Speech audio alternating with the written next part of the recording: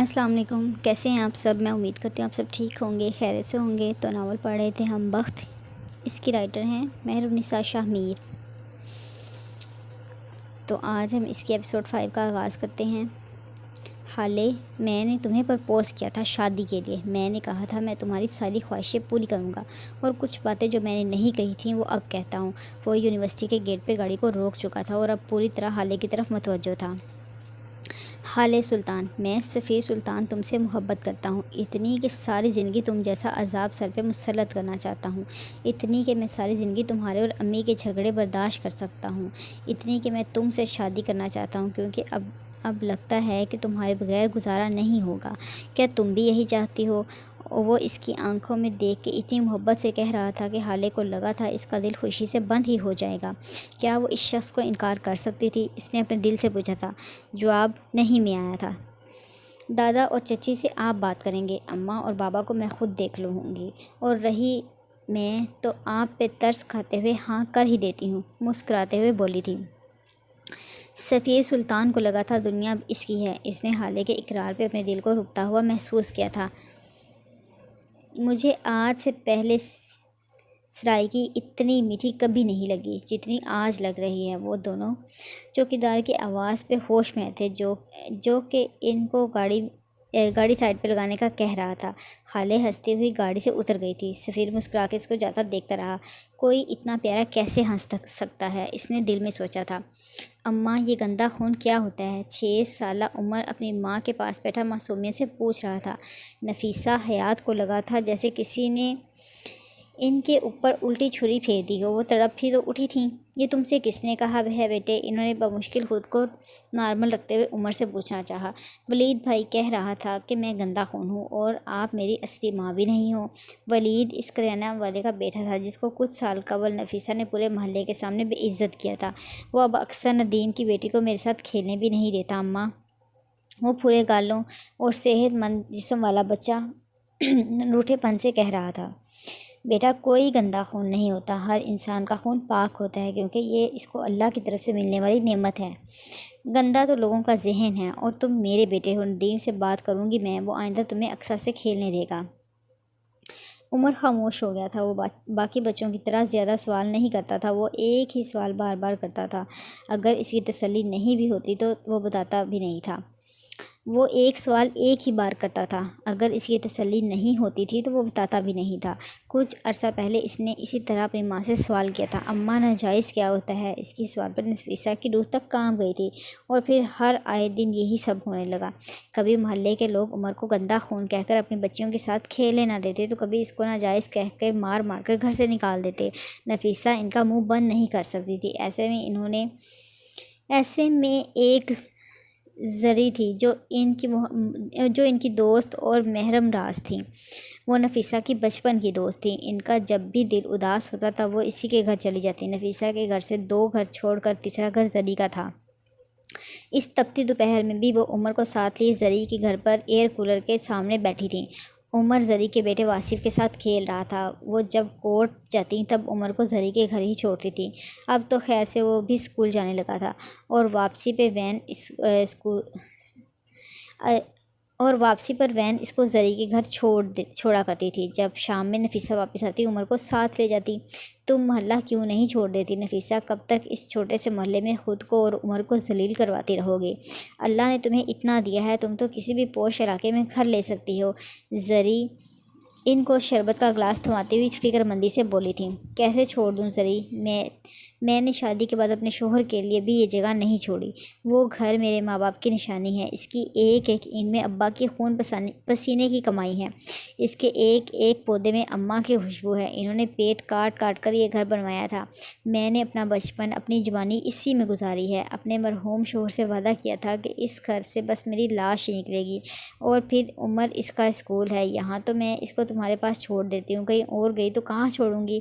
اس کو میرا دماغ اب کام نہیں کر رہا، کچھ سمجھ نہیں آ رہا، کیا کروں؟ عمر کا ذہن خراب ہو رہا ہے نفیسہ، وہ لوگوں کی باتوں کو صرف سنتا نہیں، وہ ان سب باتوں کو ذہن نشین کرتا جا رہا ہے۔ جن سب کی تم بات کر رہی ہو وہ سب اب دنیا میں نہیں ہے۔ اس دنیا میں عمر ہے اور تم ہو۔ اب تمہیں اس بچے کا سوچنا چاہیے، وہ بہت ذہین ہے۔ آج تو وہ بس ناجائز کا مطلب پوچھ رہا ہے، کل اس کے معنی جان گیا تو اچھا نہیں ہوگا۔ تم یہ شہر ہی چھوڑ دو، کراچی چلی جاؤ، یہ مردوں کا معاشرہ ہے۔ نفیسہ، تم اکیلی عورت کس کا مقابلہ کرو گی؟ میرے پاس جو سیونگز ہیں وہ تو ساری عمر کی پڑھائی کے لیے ہیں، اگر اس کو گھر خریدنے پر لگا دوں تو کیا ہوگا؟ کیسے پڑھاؤں گی اسے؟ وہ کسی عام اسکول میں نہیں جاتا، اس شہر کا سب سے بڑا اسکول ہے وہ۔ میں اس کو ہمیشہ سے بیسٹ دینا چاہتی ہوں۔ زری، پڑھے گا تو وہ تب جب اس کا ذہن پرسکون ہوگا۔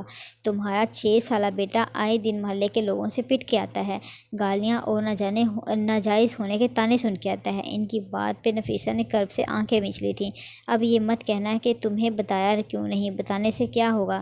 کر ہی کیا سکتی ہو تم؟ کسی کی زبان نہیں روک سکتی تم۔ خیر، ابھی تو وہ بچہ ہے، کچھ سالوں بعد جب بڑا ہو جائے گا تب سوچا ہے کیا ہوگا۔ وہ مارنے والوں کو مار کے آئے گا، گالیاں دینے والوں کو 2 گالیاں زیادہ دے کے آئے گا، یہ فیوچر ہوگا اس کا۔ اس کے لیے کر رہی ہو اتنی محنت؟ زری کہہ کر خاموش ہو چکی تھی۔ نفیسہ بھی خاموشی سے عمر کو دیکھنے لگی۔ 10 منٹ بعد جب زری نفیسہ کو چھوڑنے گیٹ تک آئیں تب انہوں نے اپنے دوست کو کہتے سنا، زری، رحمان بھائی سے کہو میرے لیے کوئی گھر ڈھونڈ دیں، میں اسی مہینے عمر کو لے کے یہاں سے شفٹ ہونا چاہتی ہوں، لیکن شہر نہیں بدلوں گی۔ اور پھر وہ کہہ کر رکی نہیں تھی، عمر کا ہاتھ تھامے وہاں سے نکلتی چلی گئی تھی۔ زری نے افسوس سے ان کو جاتے دیکھا تھا۔ نفیسہ کا جانا ان کا دل اداس کر رہا تھا۔ یہ اس کے 4 دن بعد کا ذکر ہے، جب نفیسہ کچھ پریشان سی کورٹ سے واپس آئی تھی۔ عمر اپنی ماں کو چپ دیکھ کر بے چین ہوا۔ یہ وہ وقت تھا جب عمر کو ہر ٹینشن کا حل آئس کریم لگتی تھی، اور پھر نفیسہ کے لاکھ روکنے پر وہ نفیسہ کے لیے آئس کریم لینے محلے کی دکان پر گیا تھا، مگر تھوڑی ہی دیر بعد روتا ہوا واپس آیا تھا۔ نفیسہ کے پوچھنے پر جو کچھ عمر نے بتایا وہ سن کر نفیسہ کو ان کے پیروں تلے زمین نکل گئی۔ بس یہاں ان کے برداشت کی حد ختم ہو گئی تھی۔ غم و غصے کی شدت سے ان کو رونا آنے لگا، مگر وہ کوئی کمزور عورت نہیں تھی۔ اگلے ہی دن انہوں نے ندیم کے باپ پر غیر قانونی قبضے کا کیس دائر کر دیا، اور پھر 2 مہینے کے اندر دکان کو سامان سمیت سیل کر دیا گیا۔ گو کہ اب بھی ان کا دل خوش نہیں ہوا تھا، لیکن دل کے ایک کونے کو ذرا سا سکون آیا تھا۔ اس کے بعد کچھ عرصے تک راوی چین ہی چین لکھتا رہا۔ پھر کچھ ہی وقت بعد محلے والوں نے پھر سے ان کے ساتھ پیر باندھ لیا تھا، لیکن اب یہ ضرور ہوا تھا کہ انہوں نے اب نہ کبھی عمر کو مارا تھا اور نہ اس دن دکان پہ کی جانے والی حرکت دہرائی تھی، لیکن لفظوں کے تیر برابر چلاتے تھے۔ نفیسہ فجر کے بعد بچوں کو قرآن پڑھاتی تھی۔ اب محلے کے لوگوں نے اپنے بچوں کو یہ کہہ کر ہٹا لیا تھا کہ جس گھر میں ایک ایسا بچہ ہو جس کا گھر بار اور نہ خاندان کا اتا پتہ ہو، جس کے بارے میں یہ تک نہ پتہ ہو کہ وہ جائز بھی ہے یا نہیں، بھلا اس گھر میں وہ اپنے بچیوں کو کیسے بھیجیں؟ نفیسہ کا دل کرتا تھا ان کی باتیں سن کر، لیکن وہ کچھ بھی نہیں کر سکتی تھی۔ ویسے بھی کچھ عرصے میں وہ یہاں سے چلی ہی جاتی۔ عمر ان کے وجود کا حصہ بے شک نہیں تھا، لیکن انہوں نے اس سے محبت بیٹوں سے زیادہ کی تھی۔ اور پھر انہی دنوں عمر کو سر درد کی بہت شکایت رہنے لگی تھی۔ نفیسہ بہت پریشان ہو گئی تھی۔ ایک دن جب وہ ان کو چیک اپ کرانے کے لیے لے گئیں تو ڈاکٹر نے کچھ ٹیسٹ کروانے کا کہا تھا۔ 2 دن بعد ٹیسٹ کی رپورٹ آ گئی تھی۔ وہ رپورٹ نہیں تھی، زہر کی شیشی تھی جس نے نفیسہ کے سارے جسم میں زہر بھر دیا تھا۔ اس رپورٹ میں لکھے الفاظ نے نفیسہ کے جسم سے روح کھینچ لی تھی۔ اس رپورٹ میں لکھا تھا، عمر حیات کو برین ٹیومر ہے۔ حالے کو یونیورسٹی سے پک کرنے معراج صاحب خود آئے تھے۔ راستے میں انہوں نے گاڑی ایک ریسٹورانٹ پر روکی تھی۔ حالے کو حیرت نہیں ہوئی تھی، وہ جانتی تھی جج صاحب اب اپنی عدالت یہاں شروع کریں گے۔ ہارون اس کی کال نہیں اٹھا رہا تھا۔ اس کو پریشانی ہوئی تھی، لیکن اس نے شام میں اس کے گھر جانے کا سوچ رکھا تھا۔ یہ ایک 5 اسٹار ریسٹورانٹ تھا۔ حالے آ تو گئی تھی، لیکن اب شدید بور ہو رہی تھی، کیونکہ معراج اصل بات شروع کر ہی نہیں رہے تھے۔ اتنے میں کھانا آ چکا تھا۔ Fried rice, mutton, meatballs اور رشین سلاد دیکھ کر حالے کی بھوک چمک اٹھی تھی۔ معراج نے ذرا سے چاول اس کی پلیٹ میں ڈالے تھے۔ ہمیشہ کی طرح وہ رغبت سے کھانے لگی۔ ایک چمچہ منہ میں رکھتے ہی لذت سے مل جاتی۔ اچھا کھانا اس کی کمزوری تھی۔ شاہد نے آج مجھ سے تمہارے اور ہارون کے رشتے کی بات کی ہے۔ وہ چاہتے ہیں کہ ابھی منگنی ہو جائے، شادی 1 سال بعد کر لیں گے، یا جب تم چاہو۔ انہوں نے حالے کے سر پہ بم پھوڑا تھا۔ حالے کو بے اختیار چاولوں کا ذائقہ کڑوا لگا تھا۔ آپ نے کیا کہا؟ اس نے بظاہر نارمل لہجے میں پوچھا، لیکن اس کے پانی کا گلاس اٹھاتے ہاتھ کانپتے تھے، دل زور سے دھڑکا تھا۔ بابا نے ہاں نہ کی ہو۔ اللہ پلیز، میں نے ظاہر ہے تم سے بات کرنے تک کا وقت مانگا ہے، لیکن مجھے تو بظاہر اس رشتے میں کوئی کمی نظر نہیں آتی۔ ہارون تمہارا دوست ہے، ایک دوسرے کو جانتے بھی ہو، اچھی خاصی انڈرسٹینڈنگ بھی ہے۔ مجھے تو ہر لحاظ سے یہ رشتہ بہتر لگا۔ وہ ایسے بات کر رہے تھے جیسے حالے کے کوئی دوست ہوں۔ اماں نے کیا کہا؟ وہ تو 7ویں آسمان پہ ہیں صبح سے، لیکن تھوڑی پریشان بھی ہیں۔ ہارون کی طبیعت بہت خراب ہے۔ رات سے کیا کچھ ہوا ہے تم دونوں کے بیچ؟ وہ اچانک اتنا بیمار کیسے ہو گیا؟ وہ سوچتی نظروں سے اس کو دیکھتے ہوئے پوچھ رہے تھے۔ کیا وہ زیادہ بیمار ہے؟ کیا ہوا ہے اس کو؟ چلیں بابا اس کو دیکھ کے آتے ہیں۔ وہ پریشان ہو چکی تھی، تبھی کھانا چھوڑ کر اٹھ کھڑی ہوئی۔ اس اجرت کا مطلب میں ہاں سمجھوں؟ بابا نے مسکراتے ہوئے پوچھا۔ اللہ اللہ بابا، میں اس وقت پریشان ہوں، پتہ نہیں اس کو کیا ہوا ہوگا، کل تک تو بالکل ٹھیک تھا۔ وہ اپنا بیگ اور موبائل اٹھاتے ہوئے بول رہی تھی۔ معراج صاحب نے بل پے کیے اور حالے کے ساتھ ریسٹورانٹ سے نکلتے چلے گئے۔ تھوڑی دیر بعد وہ ہارون کے گھر کی طرف جا رہے تھے۔ حالے نے فون کر کے اماں کو بتا دیا تھا کہ وہ آج لیٹ آئے گی۔ معراج صاحب ڈرائیونگ کرتے ہوئے گاہے بگاہے اس پہ نظر بھی ڈالتے تھے۔ پریشان مت ہو، اب ٹھیک ہے وہ۔ اس کو مسترب دے کر وہ تسلی دیتے ہوئے بولے تھے۔ بابا وہ بہت حساس ہے، بالکل بچوں کی طرح۔ اب پھر پتہ نہیں کیا چیز دل کو لگا لی ہوگی۔ وہ شدید ڈسٹرب تھی۔ کیا اس کی حالت کا تعلق تم سے ہے؟ انہوں نے ڈائریکٹ سوال کیا۔ آپ کو کیوں لگتا ہے ایسا؟ میں بھلا کیا بول سکتی ہوں اس کو؟ اف، کاش وہ جج نہ ہوتے، اتنے ڈائریکٹ سوال۔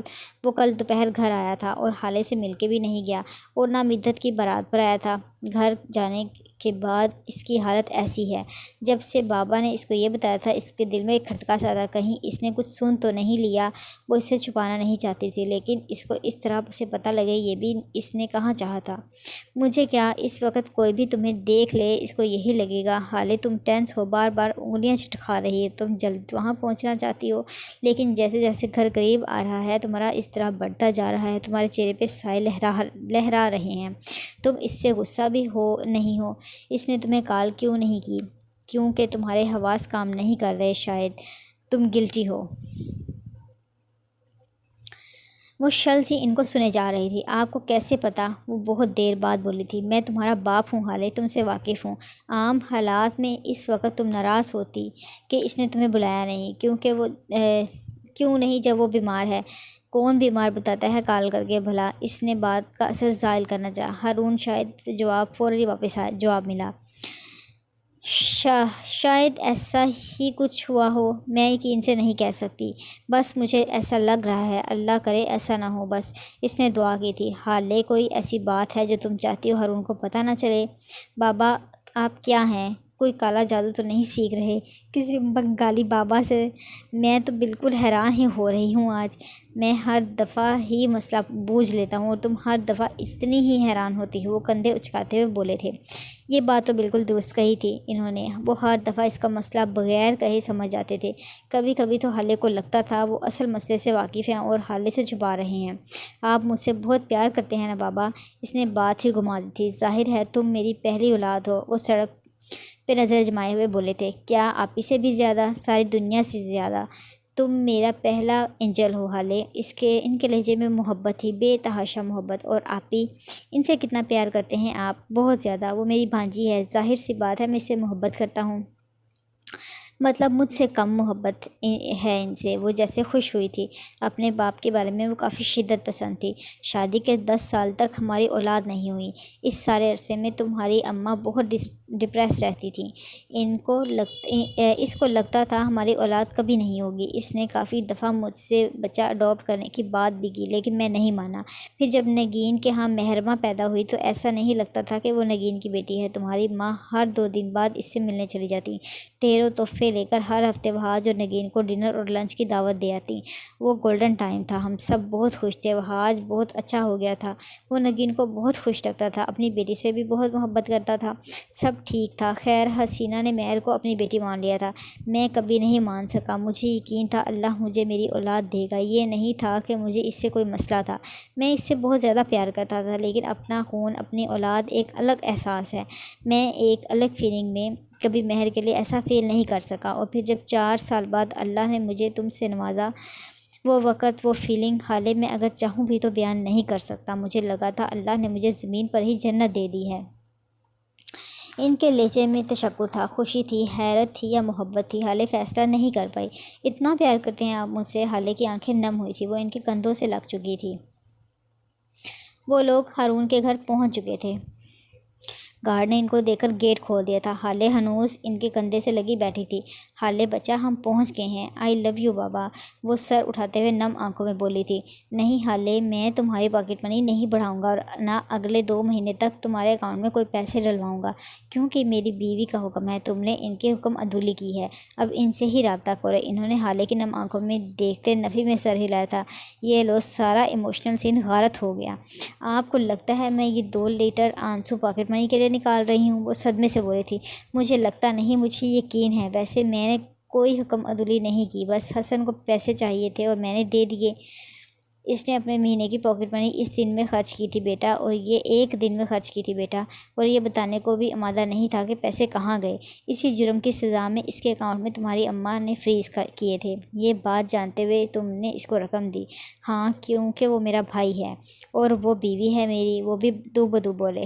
ہالے پیر پٹکتی گاڑی سے باہر نکلی تھی۔ ابھی وہ گھر کے اندر داخل ہوتی کہ پیچھے سے آتی معراج سلطان کی آواز پر اس کے قدم تھمے تھے۔ صبح جو کچھ کیا ہے تم نے، مجھے اچھا بالکل نہیں لگا۔ آئندہ میرے باپ سے اس طرح بات مت کرنا۔ ان کے لہجے میں نہ غصہ تھا نہ نرمی، ان کا لہجہ 2 ٹوک تھا۔ ہالے نے زیادہ اثر نہیں لیا تھا۔ وہ جانتی تھی بابا اس کو کھانا کھلانے نہیں، بات کرنے لے کر گئے تھے۔ وہاں نہیں کہا تو کچھ تو یہاں کہہ دیا، اتنا تو وہ سوچ کے آئی تھی۔ سر کو جھٹکتے وہ گھر کے اندر داخل ہو چکی تھی۔ ہارون کا کمرہ اوپر تھا۔ وہ جلدی جلدی سیڑھیاں چڑھتی جا رہی تھی جب سامنے سے آتی نوال بیگم کو دیکھ کر رک گئی۔ السلام علیکم ممانی جان، وہ محبت سے کہتے ان کے گلے لگی تھی۔ وعلیکم السلام، کیسی ہو؟ ممانی نے ہمیشہ کی طرح گرمجوشی نہیں دکھائی تھی۔ ٹھیک ہوں، ہارون سے مل سکتی ہوں میں؟ جواب دے کر ساتھ ہی سوال بھی پوچھ لیا۔ سو رہا ہے، وہی جذبات سے عاری لہجہ۔ میں جگا دوں گی، میں بہت پریشان ہوں اس کے لیے۔ کل تک بالکل ٹھیک تھا، اچانک اس کو کیا ہو گیا ہے؟ وہ فکر مند تھی۔ یہ تو مجھے تم سے پوچھنا چاہیے ہالے، وہ صبح شام تمہارے ہی ساتھ تو ہوتا ہے؟ انہوں نے بظاہر نارمل لہجے میں پوچھا، لیکن نہ جانے کیوں ہالے کو ان کا انداز طنزیہ لگا۔ ممانی جان، آپ صاف صاف یہ کہہ دیں کہ آپ مجھے نہیں ملنے دیں گی تو میں چلی جاتی ہوں۔ یہ لفظوں کے ہیر پھیر سے کیوں کام لے رہی ہیں؟ اور وہ اگر شام تک میرے ساتھ ہوتا ہے تو میں اس کو باندھ کے نہیں رکھتی۔ وہ اپنی مرضی سے میرے ساتھ ہوتا ہے، وہ بھی اپنے نام کی ایک تھی، حساب چکا دیا تھا۔ وہ جب سے تم سے مل گیا ہے تب سے اس کی یہی حالت ہے۔ اس کا مطلب کیا سمجھوں میں؟ ایسا کیا کہہ دیا ہے تم نے میرے بیٹے کو جو وہ مرنے والا ہو گیا ہے؟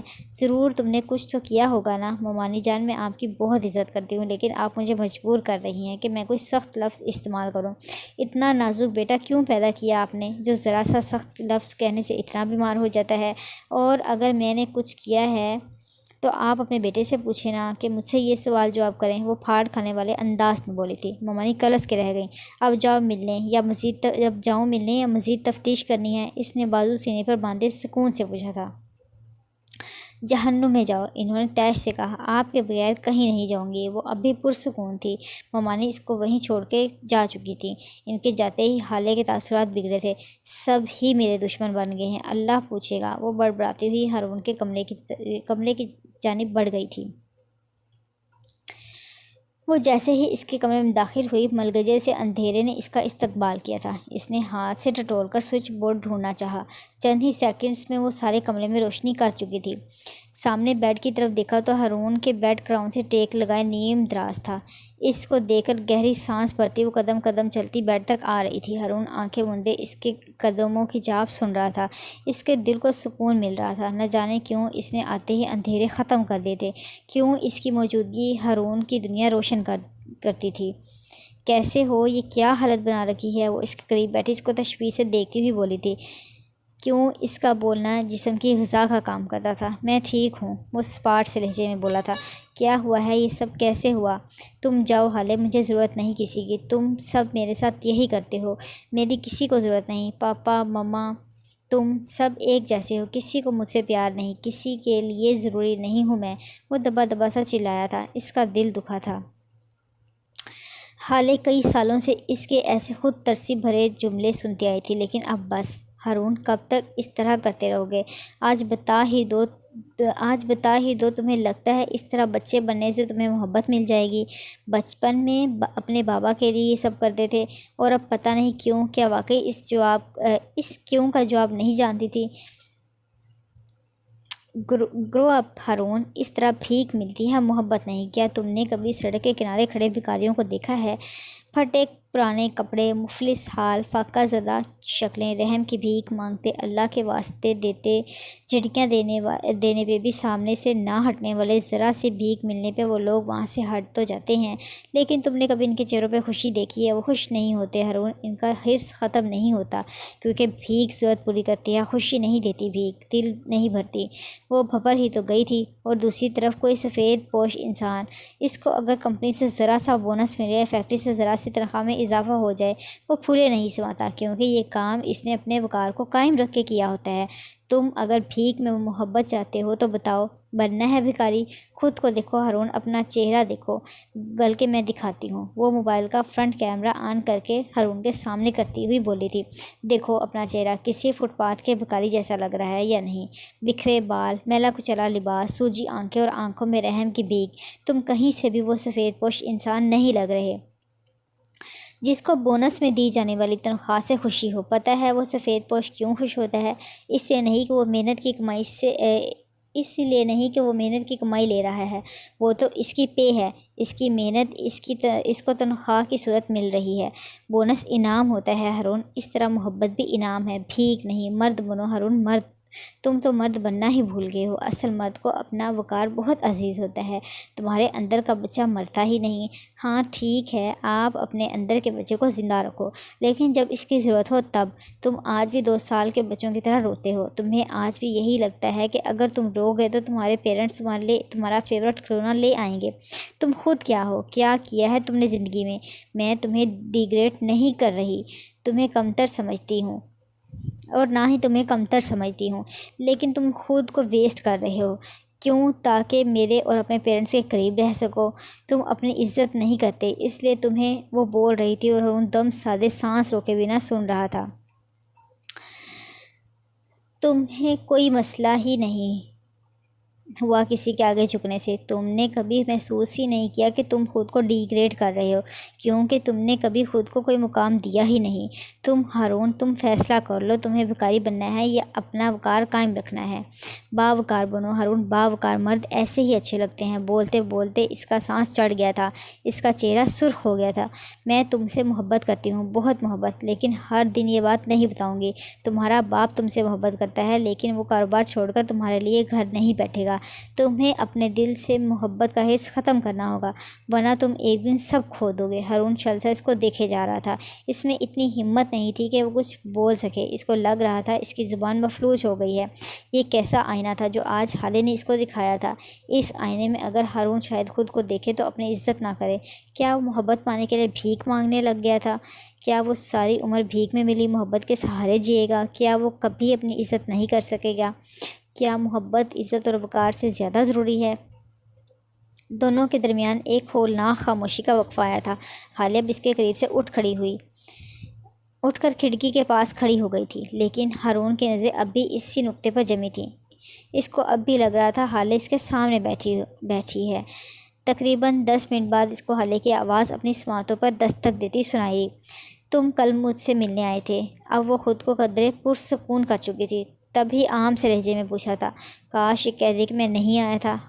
حالیہ نے دل سے دعا کی تھی۔ ہاں آیا تھا، تم سفیر سے بات کر رہی تھی تو میں واپس آ گیا۔ اس نے سچ بولا تھا، لہجہ اب کسی بھی قسم کے جذبات سے عاری تھا، چہرہ سپاٹ۔ حالیہ فیصلہ نہیں کر سکی اس نے کچھ سنا تھا یا نہیں۔ حالیہ چپ تھی، وہ کچھ بولی نہیں تھی۔ کچھ بولنے کو تھا کیا؟ ہارون، سفیر نے مجھے پرپوز کیا ہے۔ چند لمحوں بعد حالیہ اپنی تمام تر ہمت مجتمع کر کے بولی تھی۔ ہارون نے زخمی نظروں سے اس کو دیکھا۔ اف، یہ نظریں! کیا نہیں تھا ان میں؟ درد، تکلیف، محبت! میں نے سن لیا تھا۔ اس نے حالیہ پر سے نظریں ہٹا لی تھیں۔ وہ اب کھڑکی کی طرف دیکھتا بولا تھا، میں نے ان کو ہاں کہا ہے۔ ہارون کو لگا تھا کسی نے اس کا دل برچھی سے کاٹ دیا ہو۔ درد حد سے سوا تھا۔ میں یہ بھی جانتا ہوں۔ وہ نہیں جانتا تھا اس نے لفظ کیسے ادا کیے۔ وہ چیخنا چاہتا تھا لیکن زبان مفلوج تھی، چیزیں توڑنا چاہتا تھا لیکن ہاتھ بے جان تھے۔ وہ یہاں سے اٹھ کر بھاگ جانا چاہتا تھا، لیکن وہ بیٹھا تھا خود پہ ضبط کر کے، چہرے پر جبر کر کے۔ تمہیں کیسے پتا؟ میں تمہاری آنکھیں پڑھ سکتا ہوں حالیہ۔ وہ اب بیڈ شیٹ کے ڈیزائن پر انگلیاں پھیرتا بولا تھا، تمہیں برا تو نہیں لگا کہ میں نے تمہیں کل کیوں نہیں بتایا؟ اس کے لہجے میں وسوسے تھے۔ تم مجھے کیوں بتاتی؟ کوئی کسی کو نہیں بتاتا کہ اس کی دنیا لٹ چکی ہے، کوئی کسی کو نہیں بتاتا کہ اس کا سانس لینا اب دوبھر ہو گیا ہوگا، کوئی کسی کو نہیں بتاتا کہ اب اس کا دل ویران جنگل رہے گا، کوئی کسی کو نہیں بتاتا کہ اب وہ ساری عمر ایک آدھی ادھوری زندگی جیے گا اپنی محبت کے بغیر۔ کوئی کسی کو یہ نہیں بتاتا کہ اب اس کے جسم سے روح نکالی جائے گی، لیکن وہ یہ سب صرف سوچ ہی سکا تھا، اور جب بولا تو بس اتنا، نہیں مجھے پتا تھا تم مجھے خود آ کر بتاؤ گی، اتنا تو یقین تھا مجھے ہماری دوستی پہ۔ ہارون جو دل میں ہے کہہ دو، میں سن رہی ہوں، اس طرح خود کو کیوں تکلیف دے رہے ہو؟ ناراض ہو تو چلاؤ، اداس ہو تو مجھ سے بات کرو، میں دوست ہوں تمہاری۔ اس کے لہجے میں بے بسی سی تھی۔ ایک لمحے کو ہارون نے سوچا، لعنت ڈالو وقار پہ، مٹی ڈالو اپنی عزت پہ، حالے اگر بھیک ہے تو بھیک ہی صحیح، کم از کم میرے ساتھ تو ہوگی۔ لیکن بس ایک لمحے کو۔ میں ٹھیک ہوں حالے، تم پریشان مت ہو، کوئی بات ہوگی تو ضرور بتاؤں گا۔ وہ تم لوگوں نے آگے کا کیا سوچا ہے؟ یہ سوال اس نے اپنا وقار قائم رکھنے کو پوچھا تھا، لیکن دل کے ٹانکے گویا اکھڑ سے گئے تھے۔ سفیر بات کریں گے چچی سے اور میں بابا سے، پھر دیکھتے ہیں کیا ہوتا ہے۔ سب سے بڑا مسئلہ تو یہ تمہارا پرپوزل ہے۔ صبح ماموں نے بات کی ہے امی اور بابا سے، اب اس شوشے سے جان چھڑواؤ تو آگے کا کچھ سوچیں گے۔ مسئلہ ہارون کا رشتہ مسئلہ ہے۔ تم سفیر سے پیار کرتی ہو؟ یہ سوال اس کی رگوں سے خون نچوڑ گیا تھا۔ اس کا گلا خشک ہو گیا۔ اس نے سائڈ ٹیبل سے پانی کا گلاس اٹھانا چاہا، جب حالے نے اٹھ کر جگ سے پانی نکالا اور گلاس اس کی طرف بڑھایا۔ ہارون ایک ہی سانس میں سارا پانی پی گیا تھا۔ اس کا جسم کانپ رہا تھا، اس کا دل زور زور سے دھڑک رہا تھا۔ اس نے ابھی تو بس سوال کیا تھا، جواب کی اذیت تو ابھی باقی تھی۔ پیار کا تو پتہ نہیں، لیکن وہ جب میرے سامنے ہوتا ہے میرے دل کو سکون ملتا ہے، وہ جب بولتا ہے نا میرے کانوں کو سیراب کرتا ہے۔ ہارون نے بیڈ شیٹ کو زور سے مٹھی میں بھینچ لیا۔ میں اس کے ساتھ خود کو محفوظ محسوس کرتی ہوں۔ مجھے سننا ہوگا، مجھے اپنا وقار رکھنا ہوگا، اور اگر وہ مجھ سے رخ پھیر لے تو میرا دل کٹنے لگتا ہے۔ مجھے اب لگتا ہے کہ میرا اس کے بغیر گزارا نہیں۔ ہارون کا دل چاہا وہ اس کے منہ پر ہاتھ رکھ دے، لیکن ہائے رے یہ وقار! اگر یہ محبت ہے تو ہاں مجھے اس سے محبت ہے۔ وہ آنکھوں میں چمک لیے جذب کے عالم میں بول رہی تھی۔ ہارون شاید کا دل ٹوٹا تھا اعتراف سن کر۔ اور میں کہاں ہوں ان سب میں؟ تم سے میں بہت محبت کرتی ہوں ہارون، تم میرے لیے بہت خاص ہو، تم میرے بیسٹ فرینڈ ہو۔ ہم ساتھ ہنسے ہیں، ساتھ روئے ہیں، ساتھ کھیلے ہیں، گرے ہیں، اٹھے ہیں۔ تم میرا کمفرٹ زون ہو۔ میں تمہیں کبھی بھی تکلیف میں نہیں دیکھ سکتی سفیر، تو صرف محبت ہے، تم سے تو ہزار تعلق ہیں۔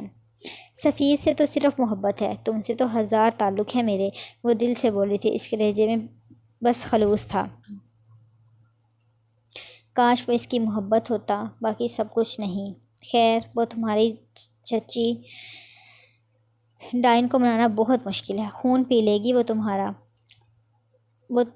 لیکن مانے گی نہیں۔ لکھ لو اب، وہ اب مسکرا کے بولا تھا۔ ہٹو بدتمیز، ساس ہے میری، حالے نے اس کو دھموکا جڑا تھا۔ ہاں ڈائن ساس اسٹار پلس تو اب سلطان منزل میں لگا کرے گا، لوگ دور دور سے آ کے دیکھیں گے، یہ دیکھنے کے آج سالن میں نمک زیادہ ہونے پہ یہ پھڈا ہوا ہے یا پھر چچی کا نیا سوٹ جلنے پہ۔ حالے کو سفیر نے 2 ہاتھ لگائے ہیں۔ وہ مسکراہٹ دبائے حالے کے مستقبل کا خوفناک نقشہ کھینچ رہا تھا۔ اللہ اللہ ہارون، تمہارے منہ میں خاک، بلکہ پورے تھر کے صحرا کی ریت ہو۔ کالی زبان والے، منہ بند رکھو اپنا۔ وہ بس غصے کی تیز ہیں، باقی بہت سویٹ ہیں۔ اور سفیر مجھ پہ ہاتھ اٹھانا تو دور، اونچی آواز میں بات بھی نہیں کر سکتا۔ اس کے لہجے میں مان تھا۔ سفیر کا نام اس کے منہ سے سن کر ہارون کا دل کرچی کرچی ہو رہا تھا۔ چلو دیکھیں گے حالے بیگم، خیر تم آرام کرو، میں گھر جا رہی ہوں، لیٹ ہوں کافی۔ وہ جانے کو اٹھ کھڑی ہوئی تھی۔ تھوڑی دیر رک جاؤ۔ اس کی گرے آنکھوں میں ایک آس سی تھی۔ میں کل صبح آؤں گی سفیر کے ساتھ۔ وہ اپنے ہاتھ کی بند مٹھی اس کی مٹھی سے ٹکراتی ہوئی بولی تھی۔ اف یہ سفیر! ہارون نے کرب سے آنکھیں میچ لی تھی۔ حالے دروازے کی طرف بڑھ گئی تھی۔ اس سے پہلے وہ باہر نکلتی ہارون کی آواز نے اس کو روک لیا تھا۔ جو کچھ تم نے تھوڑی دیر پہلے کہا وہ اس لیے تھا نا کیونکہ مقابل تم ہو۔ اس کے لہجے میں طنز سا تھا۔ حالے چند لمحے خاموش رہی تھی اور پھر مڑے بغیر بولتی، نہیں وہ سب اس لیے تھا کیونکہ تم میرے دوست ہو، مقابل کوئی بھی ہوتا میں یہی کہتی۔ تمہیں تمہارا وقار اور عزت عزیز رکھنے کا کہتی۔ وہ مڑی نہیں تھی، کہہ کر چلی گئی تھی، اور پیچھے ہارون شاہد کو پتھر کا بت بنا گئی تھی۔ چلیں جی، اب تک کے لیے اتنا ہی. اپنا خیال رکھیے گا، دعا میں یاد رکھیے گا. اللہ حافظ.